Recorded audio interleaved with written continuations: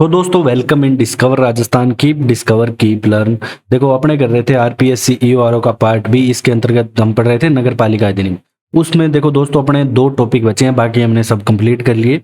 अब ये दो टॉपिक यहाँ पे कंप्लीट हो जाएंगे, इसके बाद मैं आपको बिल्कुल याद करने का तरीका बताऊंगा, जिसमें हम शुरू पहले चैप्टर से लेकर धारा 3 से लेकर जो अभी तक धाराएं पढ़ेंगे 27 तक 300, वो सारी मैं बताऊंगा कैसे आपको याद रखनी है।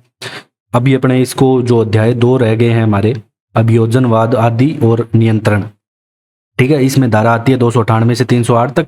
इसमें नियंत्रण में धारा आती है 309 से 327 तक। ये कंप्लीट करेंगे इस क्लास में। तो शुरू करते हैं अपने। आप वीडियो को शेयर जरूर करें। देखो धारा दोस्तों 298 क्या कहती है कि नगर पालिका अभियोजित कर सकेगी। क्या अभियोजित कर सकेगी? सीधा सा बात देखो 298 की उपधारा 1 में ये कहना चाहता है कि जो मुख्य नगर पालिका अधिकारी है दोस्तों, कौन? मुख्य नगर पालिका जो अधिकारी है ये क्या करेगा कि अगर इसको लग रहा है कि कोई भी यहाँ पे नगर पालिका में लोक न्यूसेंस, ठीक है, यहाँ पे मैं लोक न्यूसेंस लिख रहा हूं।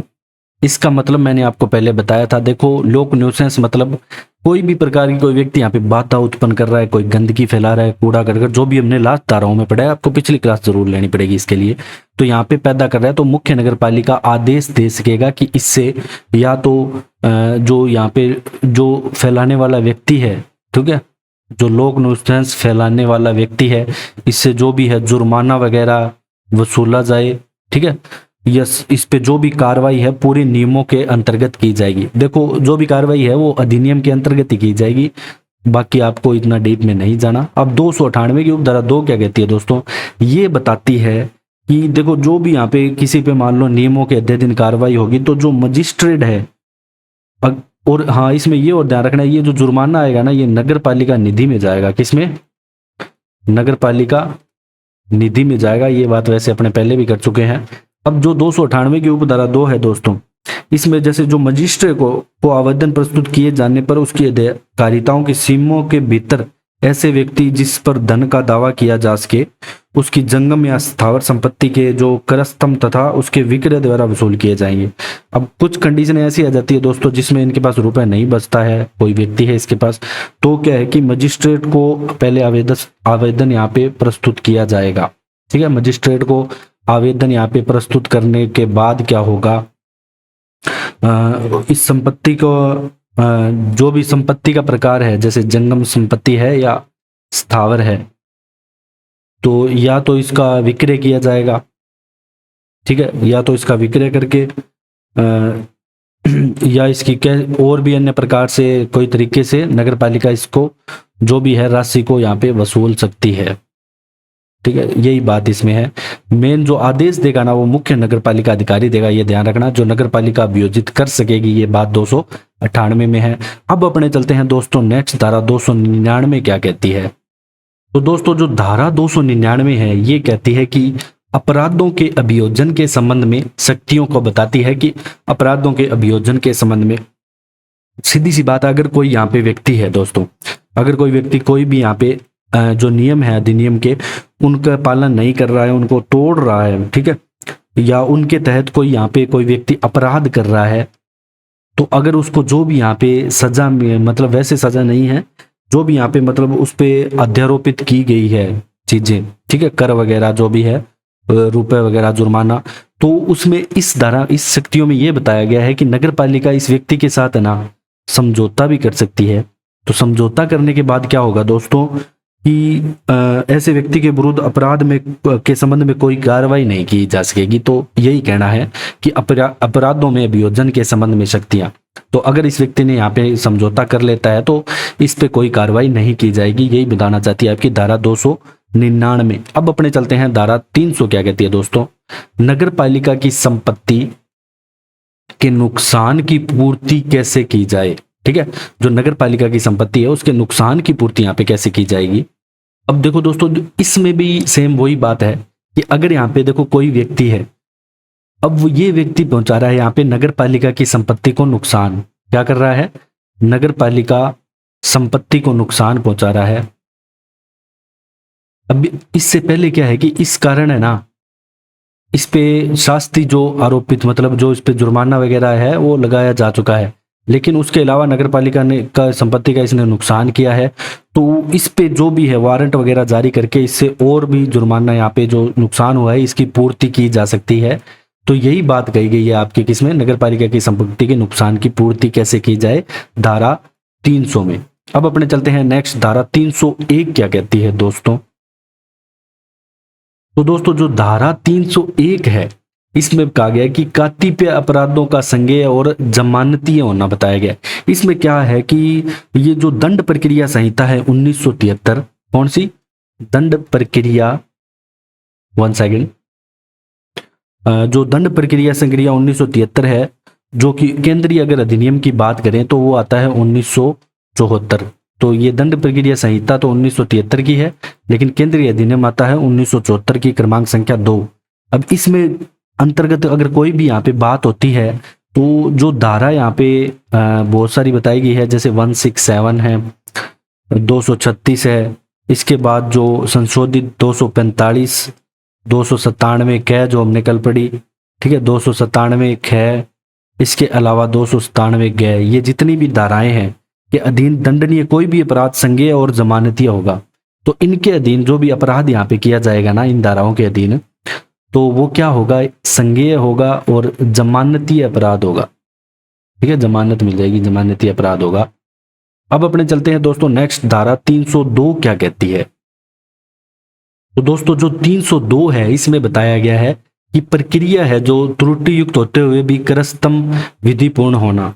देखो मान लो कोई किसी से कर वसूल रहा है, देखो इस अधिनियम के आधार पर अगर उद्गृहित कोई भी करस्तम, कोई भी सम्मन या दोष सिद्ध या करस्तम के वारंट या उससे संबंधित कोई भी कार्रवाई की प्रक्रिया की त्रुटि के कारण न तो अवधिपूर्ण समझा जाएगा और न ही उसे करने वाला कोई पक्षकार अतिचारी समझा जाएगा, ठीक है, मतलब उसे त्रुटिपूर्ण नहीं समझा जाएगा। इसके अलावा दोस्तों इसमें क्या कहा गया है कि अब मान लो जिस व्यक्ति की जो भी सक्षम अधिकारिता वाले किसी न्यायालय में विशेष नुकसान के लिए अनुतोष वसूल कर सकेंगे। अगर मान लो यहाँ पे किसी व्यक्ति को पर्सनल रूप से यहाँ पे कोई नुकसान होता है तो वो क्या करेगा, यहाँ पे जो अपना नुकसान है उसमें न्यायालय में विशेष नुकसान के लिए पूरा पेश कर सकता है अपने आप को, मतलब ठीक है, उसके समक्ष अपनी बात रख सकता है।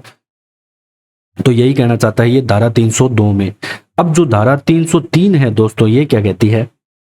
दोस्तों जो धारा 303 है ये वाद द्वारा अनुकल्पी प्रक्रिया, मतलब वाद द्वारा अनुकल्पी प्रक्रिया, इसका क्या मतलब हुआ कि देखो यहाँ पे कोई व्यक्ति है, वही है, कोई यहाँ पे दोष सिद्ध हो जाता है उसका, ठीक है, ये कैसा भी हो सकता है जो अपने बात कर रहे थे पहले धाराओं में। तो यहाँ पे दोष सिद्ध होने पे क्या है कि इस पे जुर्माना लगाया गया या इससे क्या है कि कोई भी इसकी संपत्ति यहाँ पे कुर्क करने के लिए आदेश आए।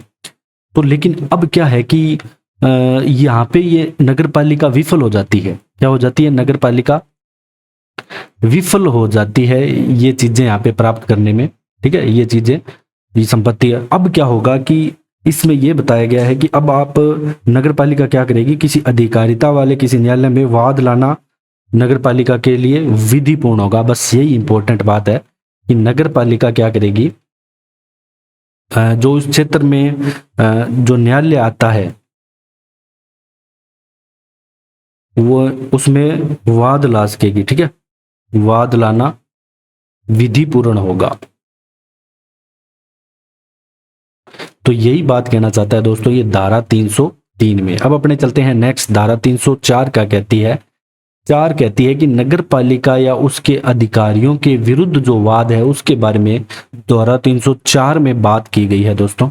देखो इसमें दोस्तों जो नगर पालिका का अध्यक्ष, उपाध्यक्ष या नगर पालिका के जो सदस्य हैं, जैसे यहाँ पे नगर पालिका अध्यक्ष भी हो सकता है या नगर पालिका के सदस्य हो सकते हैं, ठीक है, इसके अलावा उपाध्यक्ष है या अन्य कर्मचारी भी यहाँ पे हो सकते हैं। अब इनके खिलाफ अगर कोई यहाँ पे वाद लाया जाता है, मतलब कोई ये लिप्त पाए जाते हैं किसी भी चीज में जो हमने पहले पढ़ी, ठीक है, कोई कहीं से पैसा उठा रहे हैं, ठीक है, कमीशन ले रहे हैं और भी अन्य बातें हो सकती है, कहीं भी अगर ये पाए जाते हैं लिप्त, तो क्या होगा, इन्हें नोटिस दिया जाएगा पूरे प्रॉपर तरीके से यहाँ पे, ठीक है, उनके गृह पते पर। और अगर उसके बाद क्या होगा कि नोटिस दिए जाने के पश्चात जो 2 महीने ना यहाँ पे समाप्त नहीं होने चाहिए, फिर यहाँ पे वाद पत्र है, उसमें पूरी बात लिखी जाएगी। इसके बाद क्या है, इसके बाद क्या होगा, 6 महीने के अंदर अंदर इसमें कार्रवाई की जाएगी। यह बात ध्यान रखना कि जो उप धारा 1 है, इसके पश्चात 6 मास के भीतर भीतर, मतलब 6 मास के बाद भीतर यहाँ पे वापस इसमें कार्रवाई की जाएगी। ये नोटिस वगैरह देने के पश्चात इनके ऊपर कार्रवाई की जा सकती है, यही कहना चाहता है ये धारा 304 में। अब अपने चलते हैं दोस्तों, धारा 305 हमारी क्या कहती है। तो धारा जो 305 है दोस्तों, ये कहा गया है कि कतिपय जो मामले हैं इसमें सिविल न्यायालय द्वारा अस्थायी निषेधाज्ञा का मंजूर नहीं किया जाना। ठीक है, निषेधाज्ञा का मंजूर नहीं किया जाना, निषेध आज्ञा लिखा हुआ है ये, निषेधाज्ञा। अब इसमें क्या होता है कि मान लो कोई नगर पालिका है, या नगर पालिका की जितनी भी समितियां हैं, हमने पहले पढ़ी उपधाराओं में, धाराओं में जो स्टार्टिंग वाली धाराओं में, उनमें समितियां पढ़ी। अब उस समिति का कोई भी यहाँ पे अध्यक्ष, अधिकारी, कर्मचारी जो भी हो, अपने जो भी शक्तियों और कृत्यों का प्रयोग निर्वहन करने से कोई भी व्यक्ति के उस आधार पे उसे अवरुद्ध करते हुए कि ऐसा व्यक्ति ऐसे सदस्य, अध्यक्ष या उपाध्यक्ष या अधिकारी या कर्मचारी के रूप में सम्यक रूप से निर्वाचित या नियुक्त नहीं किया गया है। ये खंड क में है आपके, और जो ख में आपके लिखा गया है कि कोई भी यहाँ पे जो व्यक्ति है, कोई नगर पालिका या समिति या उस उप समिति का कोई निर्वाचन करवाने या विशिष्ट रीति से कोई निर्वाचन कराने से अवरुद्ध करते हुए यहाँ पे कोई अस्थायी व्यादेश या कोई अंतरिम आदेश नहीं देगा। ठीक है, यहाँ पे कोई भी यहाँ पे अंतरिम आदेश नहीं देगा इस संबंध में। तो यही बात आपके धारा 305 में कही गई है। अब अपने चलते हैं दोस्तों, धारा 306 क्या कहती है। तो दोस्तों जो धारा 306 है, इसमें जो भी यहाँ पे समझौता करने की शक्ति, मतलब यहाँ पे देखो क्या होता है कि जो टेंडर वगैरह भरे जाते हैं, यहाँ पे कोई भी यहाँ पे संविदा पे मान लो कोई काम हुआ है, ठीक है, कॉन्ट्रैक्ट बेस कोई काम हुआ है, किसी कंपनी ने यहाँ पे किया है, तो उस संबंध के बारे में यहाँ पे कहा गया है, बताया गया है। देखो जो भी संविदा यहाँ पे हुई, इस संविदा से अगर जो भी यहाँ पे जो रेट वगैरह पहले तय होता है, तो अगर उसके अलावा देखो यहाँ पे कोई खर्चे वगैरह आते हैं एक्स्ट्रा, या जो भी है इस व्यक्ति को ना बनने पड़े, जो यहाँ पे जिसने कॉन्ट्रैक्ट लिया है, तो नगरपालिका निधि से भी नगरपालिका इसको दे सकती है। यही बात आपकी धारा 306 में कही गई है। अब अपने चलते हैं दोस्तों, धारा 307 क्या कहना चाहती है। तो दोस्तों जो धारा 307 है, इसमें आपके बताया गया है कि नगरपालिका अभिलेखों को साबित करने की शक्ति, मतलब जो भी नगरपालिका के जितने भी यहाँ पे अभिलेख हैं, रसीद, आवेदन पत्र, रेखांक, नोटिस जितना भी हो सकता है, उनको जो प्रस्तुत है रजिस्टर, अन्य जो भी दस्तावेज है, उनकी प्रविष्टि को यदि कोई वैध अभिरक्षक द्वारा, कोई निमित्त प्राधिकृत या अन्य व्यक्ति द्वारा सम्यक रूप से प्रमाणित कर दिया जाए, तो उसे जो भी प्रविष्टि वगैरह है, दस्तावेज की जो विद्यमानता है, उसके साक्ष्य के रूप में ग्रहण किया जाएगा, उसको सत्य माना जाएगा। यही ये कहना चाहता है धारा 307 में, इसके जितने भी अभिलेख हैं उनके बारे में। और हमने ये भी पढ़ा था पहले कि जो अभिलेखों को जो निरीक्षण वगैरह है, ये कर सकता है कौन, राज्य सरकार द्वारा, जो एक प्राधिकृत अधिकारी वगैरह जो अगर रखा जाता है तो वो कर सकता है।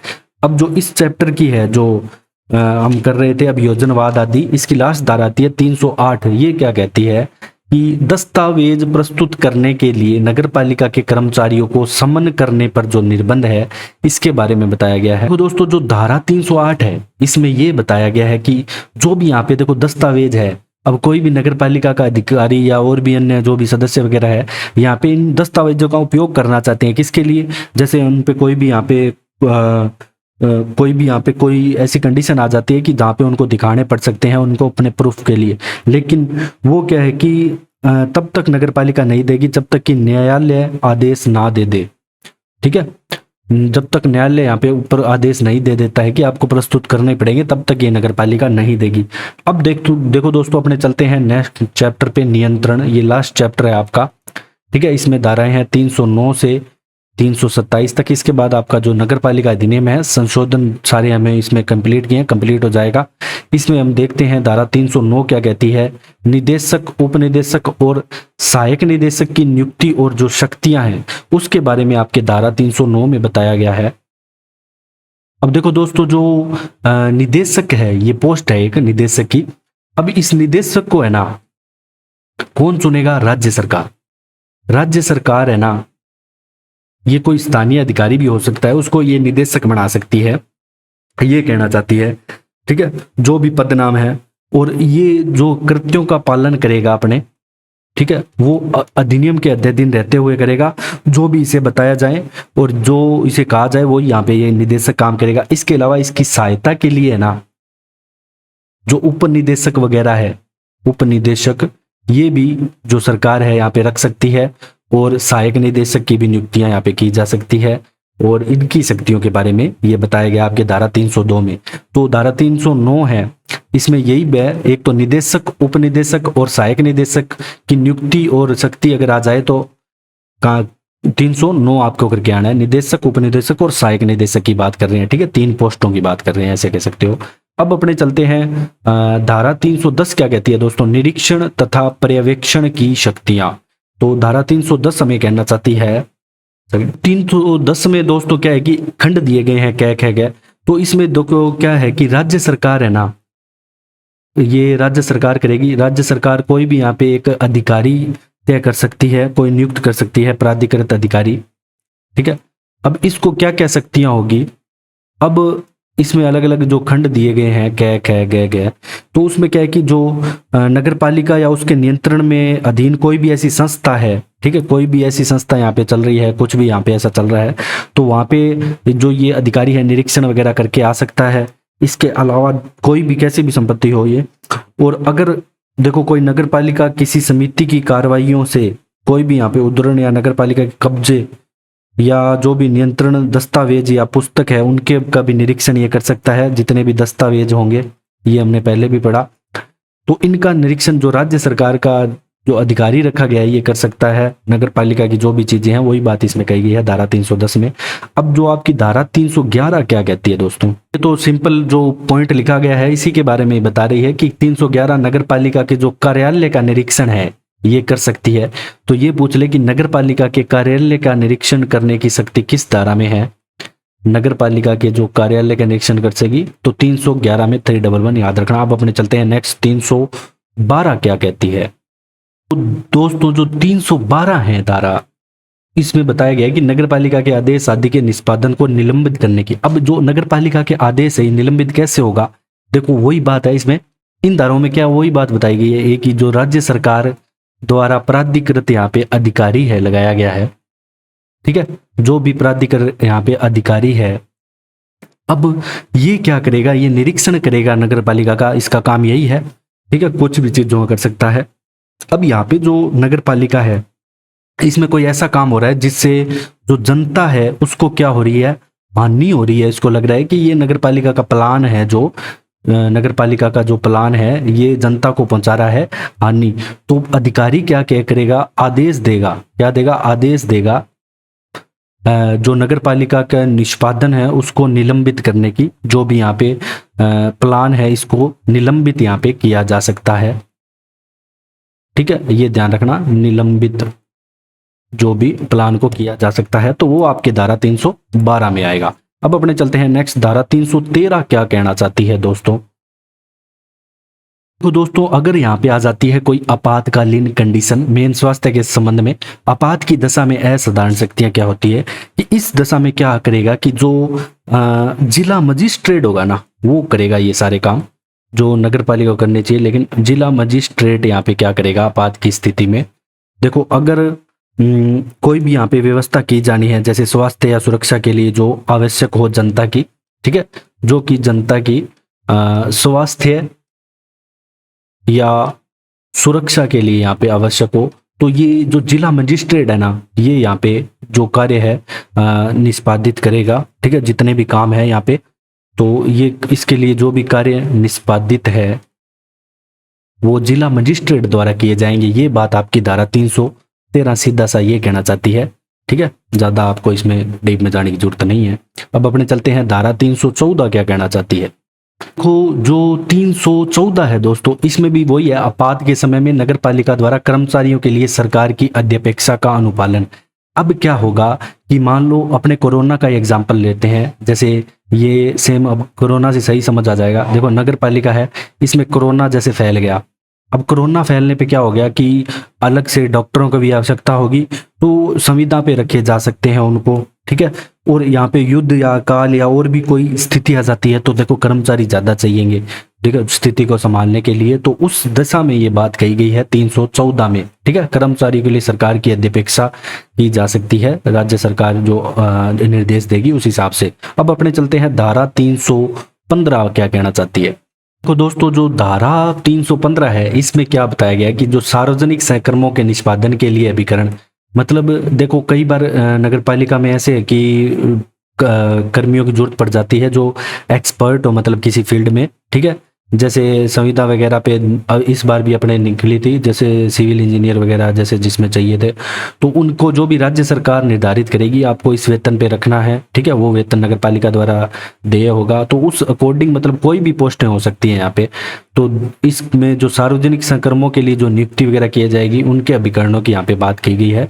नियम के अध्ययन वही काम करेंगे, सेम वही बात है। अब अपने चलते हैं धारा 316 क्या कहना चाहती है। तो जो धारा 316 है इसमें यह बताया गया है कि जो राज्य सरकार द्वारा निष्पादित संक्रमों के संबंध में विशेष उपबंध दिए गए हैं कि राज्य सरकार है ना, ये नगर पालिका को कहेगी कि ये काम तो आपको करना ही है। 1 सेकेंड। तो ये नगर पालिका को 1 सेकेंड।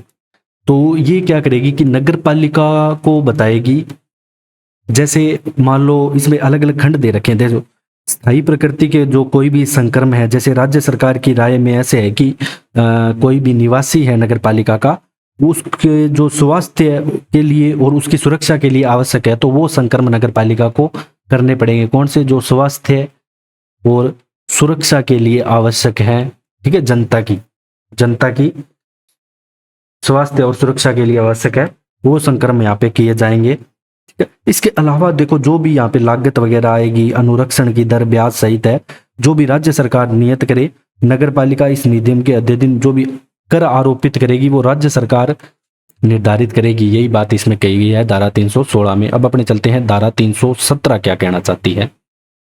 देखो दोस्तों जो धारा 317 है इसमें नगर पालिका के मामलों में सरकार द्वारा जांच। अब ये क्या है कि राज्य सरकार है ना, अपना जो भी अधिकारी है, यहाँ पे कोई भी प्राधिकृत अधिकारी लिख लो, प्राधिकृत अधिकारी यहाँ पे लगाएगी, जिससे नगर पालिका को कोई भी यहाँ पे मामले की यहाँ पे जांच की जा सकती है। सीधा सा यही कहना चाहता है ये धारा 317 में।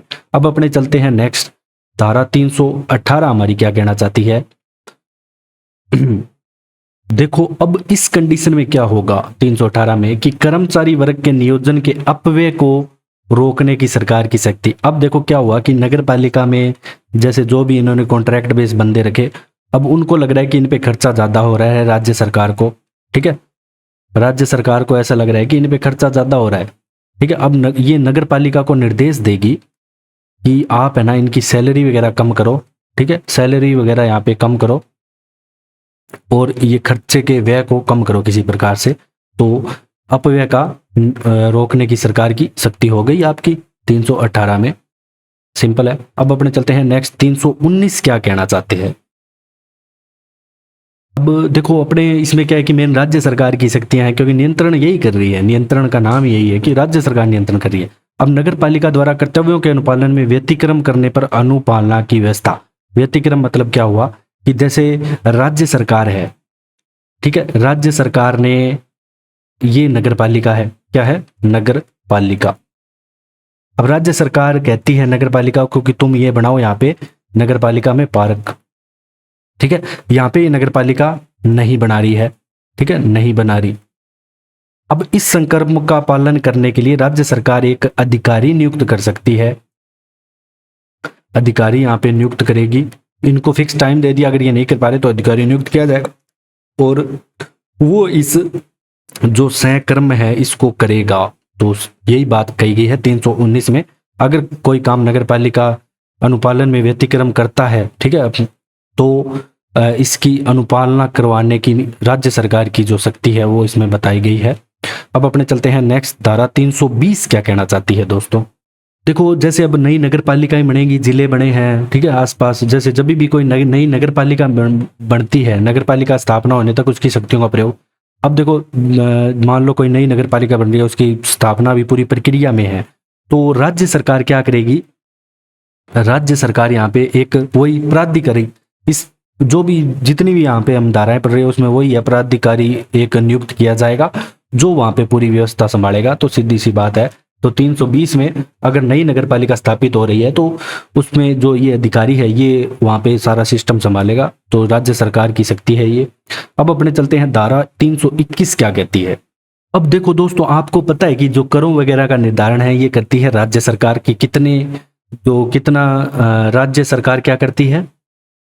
सबसे पहले तो आपको ये पता होना चाहिए कि राज्य सरकार ये कर का यहाँ पे निर्धारण करती है, तो ये कितना यहाँ पे राज्य सरकार के पास रहेगा और कितना यहाँ पे नगर पालिका के पास जाएगा। अब इसमें क्या करती है नगर पालिका में, जो भी यहाँ पे कर वगैरह में यहाँ पे व्यतिक्रम होता है, इसमें क्या लिखा गया है कि उस व्यक्ति को जिसकी अभिरक्षा में नगर पालिका निधि है, जो नगर पालिका निधि की अभिरक्षा कर रहा है ना, जो वो सरकारी देयों का संदाय करने में, निर्देश देने में सरकार की शक्ति 321 में आपके बताई गई है। ठीक है, तो इसमें क्या है कि कोई भी यहाँ पे वो व्यक्ति अगर यहाँ पे तफरी मार रहा है, मतलब खा रहा है बीच में से, तो राज्य सरकार यहाँ पे उसको आबद्ध कर सकेगी कि आप इस समय दिया जाएगा कि आप ये इस टाइम तक ये पहुंचाओ, मतलब जो भी है कर राज्य सरकार को देना ही पड़ेगा। कुल मिला के बात ये है। ठीक है, अब अपने बात करते हैं धारा 322 की। देखो दोस्तों, इस धारा में क्या हो रहा है, 322 में क्षमता न होने पर, मतलब 2/3 से कम निर्वाचित सदस्य होने की दशा में नगर पालिका को विघटित करने की सरकार की जो शक्ति है उसके बारे में बताया गया है। अब देखो, नगर पालिका कोई है यहाँ पे, वो नगर पालिका क्या है कि कोई भी कार्य यहाँ पे संपादित नहीं कर पा रही, और नगर पालिका पूर्णतः विफल है। कुल ऐसे मान लो आप कि विफल है, कोई भी कार्य यहाँ पे नहीं कर पा रही, तो राजपत्र में अधिसूचना प्रकाशित करके सरकार उसको कभी भी विघटित कर सकती है।